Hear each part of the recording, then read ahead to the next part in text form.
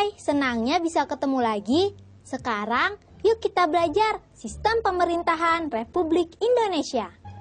Mari kita mulai dengan belajar tentang pemilu. Tahukah kalian apa itu pemilu? Pemilihan umum atau yang disingkat menjadi pemilu adalah cara negara demokrasi untuk menentukan pemimpinnya. Pemimpin yang dipilih nantinya akan menjadi DPR, DPRD, dan Presiden dan wakilnya. Pemilihan umum dilakukan tiap 5 tahun sekali. Pemilihan umum dilakukan oleh Komisi Pemilihan Umum atau KPU. Sudah tahukah kamu tentang asas pemilu?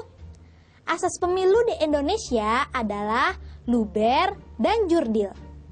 Luber artinya pemilu dilaksanakan secara langsung, umum, bebas, dan rahasia. Sedangkan jurdil adalah jujur dan adil. Asas luber dan jurdil ini harus selalu dijunjung tinggi dan dipraktikkan.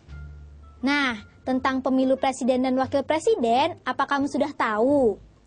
Tahapan pemilu presiden dan wakil presiden ada 5. Yang pertama, menetapkan pasangan calon presiden dan calon wakil presiden. Yang kedua, menetapkan pemilihnya. Yang ketiga, peserta pemilu melakukan kampanye. Yang keempat, pemungutan dan penghitungan suara.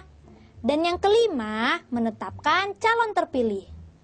Sedangkan pemilu kepala daerah semuanya ada 7 tahapan, yaitu 1. Masa persiapan pemilihan.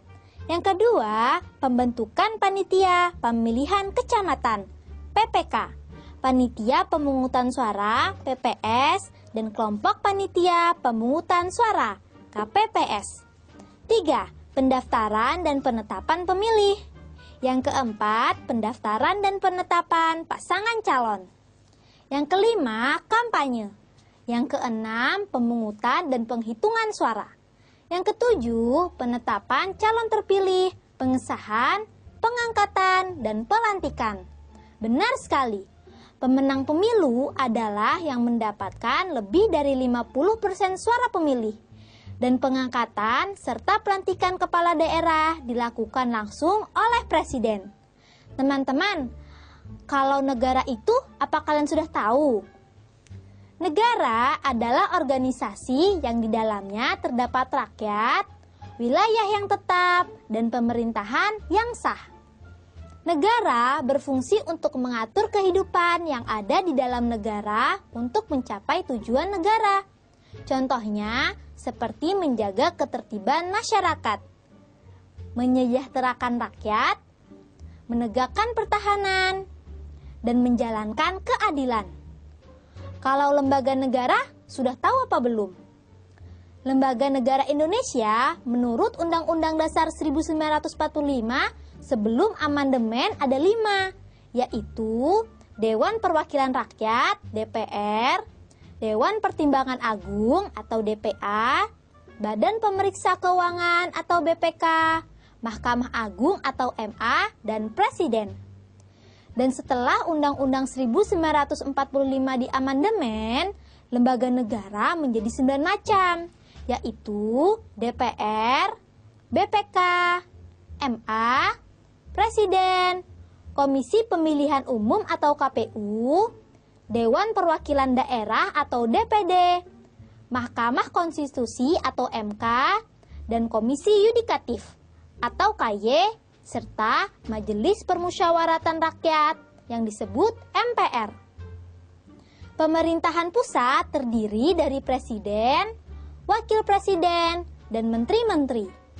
Tugas presiden antara lain memegang kekuasaan pemerintahan menurut UUD 1945. Yang kedua, mengajukan rancangan undang-undang kepada DPR. Yang ketiga, menetapkan peraturan pemerintah.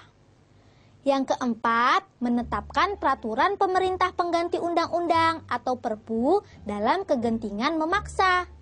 Yang kelima, mengangkat dan memberhentikan menteri-menteri.